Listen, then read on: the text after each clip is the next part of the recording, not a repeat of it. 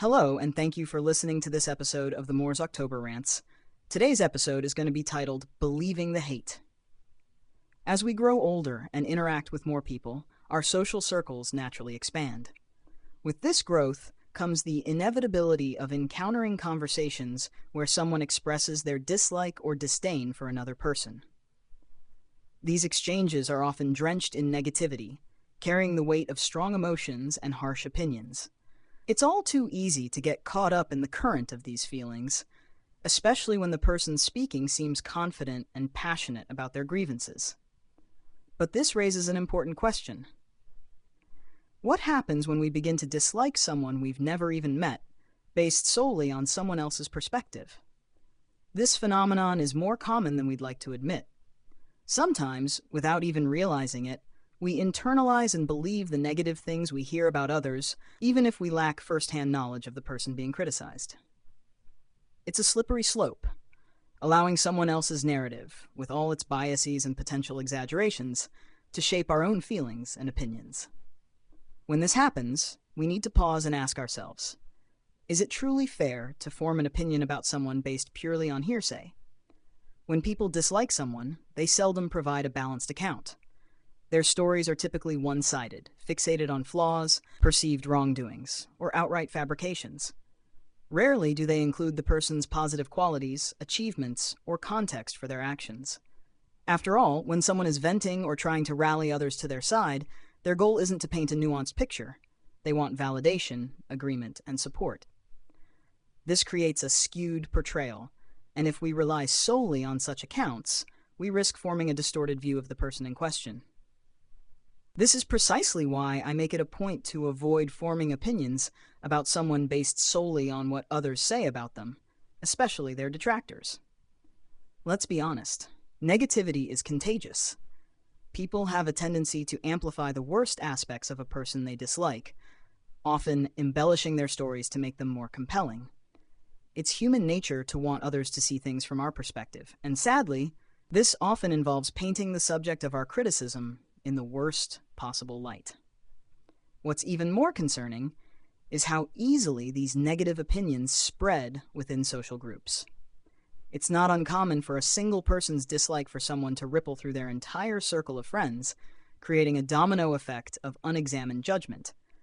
One person starts the conversation with, "I don't like them because of X," and suddenly, everyone else adopts that sentiment without questioning it or seeking out the other side of the story. This bandwagon effect is especially dangerous because it discourages critical thinking. Instead of forming our own opinions through direct experiences or independent research, we simply go along with the crowd. It's like a social shortcut. Easier, yes, but also far less accurate.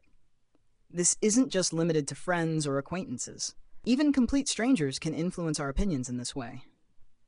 Imagine scrolling through social media and coming across a post that says, "Avoid this person at all costs. They're the worst." You don't know the person being targeted, nor do you know the full story behind the accusation. Yet, because someone told you to dislike them, you might feel inclined to do so. This kind of blind judgment is neither fair nor rational, but it happens all the time. I find this phenomenon incredibly frustrating because it highlights how quick we are to believe and spread negativity without questioning its validity. I've experienced this firsthand, and let me tell you, it's both disheartening and infuriating. There was a time when a popular YouTuber decided to target me in one of their videos. Their content was typically satirical, but not everyone recognized it as such. As a result, their audience took their criticisms at face value, and before I knew it, I was flooded with hateful messages from people who didn't know me at all. They called me horrible things, all based on a video that was more about entertainment than truth. What upset me most wasn't the video itself. It was the ease with which people accepted the narrative and joined in on the hate. No one stopped to question whether the accusations were fair or accurate. No one considered that there might be another side to the story. Instead, they blindly followed the YouTuber's lead, turning their negativity into a collective force. It was a stark reminder of how powerful and damaging unexamined opinions can be. This tendency to follow the loudest voices isn't limited to personal experiences. it happens on a much larger scale too. Consider public figures like Donald Trump.